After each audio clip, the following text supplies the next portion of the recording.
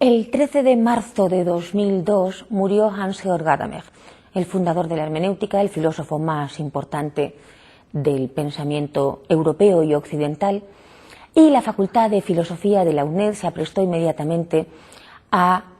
intentar establecer un luto vivo de 9 meses de duración in memoriam, para rememorar y para repensar de modo activo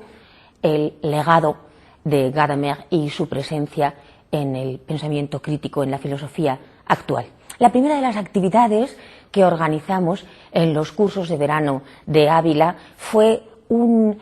curso llamado Estética y Hermenéutica, con uno de los títulos emblemáticos del pensamiento de Gadamer, y una exposición de arte en la sala de exposiciones de la Caja de Ahorros de Ávila, que se llamaba Interpretaciones. Uno se preguntaría qué tiene que ver la hermenéutica, la filosofía de la interpretación, con la estética de manera inmediata, y la mejor manera de comprenderlo es entender que el paradigma de la racionalidad hermenéutica, del pensamiento actual, es la obra de arte, porque se sabe interpretación, interpretación plural, y además acción, acción comunicativa, estética, que tiene que trabajar con las imágenes verbales, auditivas, sonoras, ópticas, incluso táctiles de la imaginación.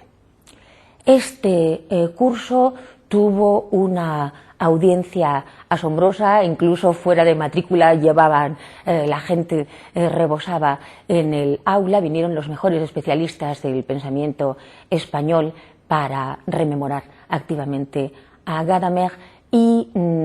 compareció, como no podía ser menos, el heredero, el discípulo directo de Gadamer,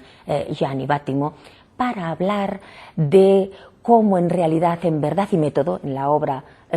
principal de Gadamer, aparecida en los años 60, se produce una reescritura muy significativa hacia atrás de la pretensión de Hegel en la fenomenología del espíritu, según la cual al estadio religioso, mitológico y después filosófico sucedería la superación de la racionalidad política. Bueno, pues no ha sido así. Al contrario, estaban las gentes más interesadas en oír hablar de estética y de hermenéutica que de política, sino que, retrasado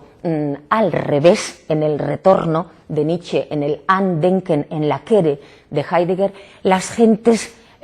parece que en la racionalidad actual, en la posmodernidad, se mueven desde la superación de la racionalidad política entregada al capital, entregada a la guerra, a la violencia, sin más, y a la opacidad de las ideas, desde esa superación a la reproposición de la filosofía estética y a la recuperación quizá de lo sagrado. De esto estuvimos hablando en Ávila como primera de las actividades de este luto vivo in memoriam, por la memoria de Hans-Georg Gadamer. La segunda de las intervenciones de la Facultad de Filosofía de la UNED en este homenaje ha sido durante todo el curso escolar una serie de televisión. Nos atrevimos a llevar la filosofía a televisión. Elaboramos 5 capítulos a los que llamamos Hans-Georg Gadamer, un maestro del siglo XX, porque con él y de la mano de Gadamer estuvimos recordando los debates emblemáticos por los que ha atravesado la conciencia de la filosofía crítica en el siglo XX. Fuimos en esos 5 capítulos viendo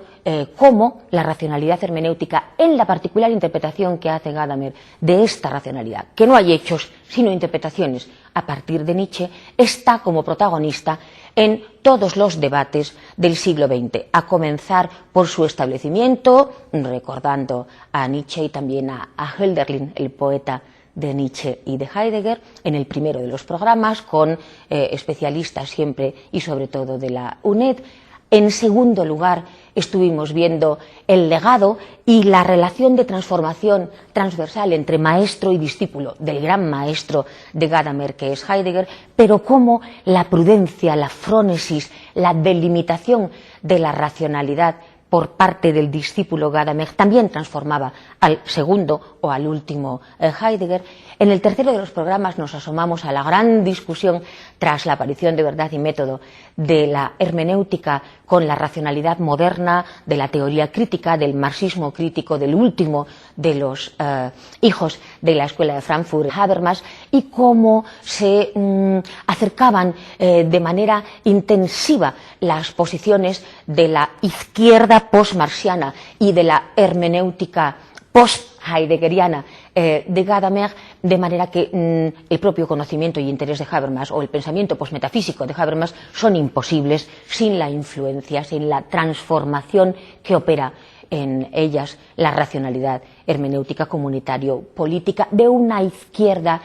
post-marxista que discute, sin embargo, por parte de Gadamer todavía la pervivencia excesiva a ojos de Gadamer en Habermas de los ideales de la Ilustración que dan lugar entonces a una racionalidad demasiado etnocéntrica, universalista, dogmática, que se pretende neutral y que no admite, no entiende que la inscripción histórica profunda en los tejidos plurales tiene que contar con las precomprensiones y con los prejuicios de base precisamente para deconstruirlos. En el cuarto de los programas ya estábamos, claro, en la aparición, en el auge del pluralismo y de lo que llamamos la racionalidad de las diferencias. Se sitúa el desencuentro, la discusión de Gadamer con Derrida en los años 80 y la comprensión difícil de cuáles son los motivos de cómo una que se iba convirtiendo en koiné, en lengua común del pensamiento contemporáneo, como es la hermenéutica, abierta siempre en la insistencia explícita a las diferencias, a la alteridad y a la pluralidad, chocaba con la resistencia coherente del estilo de Derrida, que se negaba al peligro de poder ser absorbido en una nueva totalidad hegemónica del pensamiento occidental. En el último de los capítulos, ya en los años 90 y 100, es decir, al final de este siglo, moriría Hans-Georg Gadamer. En estas últimas décadas, sobre todo en la última, ya la posmodernidad se hacía con la legitimidad y la crítica del pensamiento occidental y declinaba la hermenéutica, porque se refería explícitamente a la hermenéutica como a su matriz, declinaba la hermenéutica, la racionalidad de la interpretación, en tantos lugares como la posmodernidad ya descentrada va generando elementos y focos de irradiación, es decir, la posmodernidad en Estados Unidos, a partir incluso de las intervenciones todavía vivas de Gadamer en Norteamérica, ¿verdad?, en la figura sobre todo de la neopragmática de Rorty, la posmodernidad en relación con el postestructuralismo francés y con la posmodernidad de Lyotard, de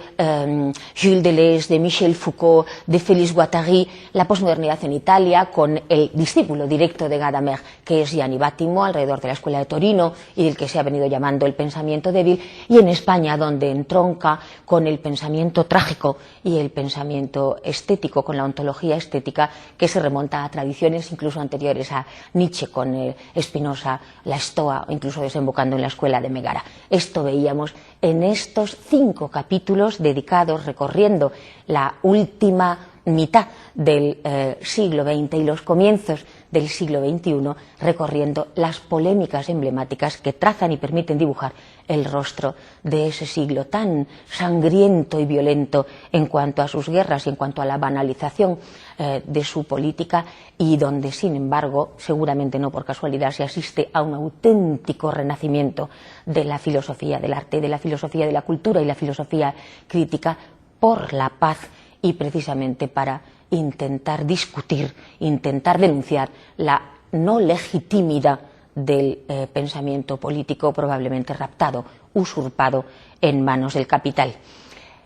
Al final de estos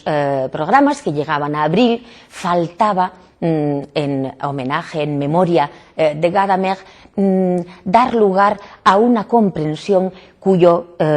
interés profundo está en ser un mentis del tiempo lineal y el tiempo del progreso. Se trata de notar la inmensa importancia de la filosofía griega en la hermenéutica de Gadamer, de Nietzsche y de Heidegger, y para eso, para hablar de esto, de la filosofía griega en la hermenéutica, en la racionalidad hermenéutica, terminó la Facultad de Filosofía de la UNED con ayuda, en este caso, de la Sociedad Ibérica de Filosofía Griega, haciendo un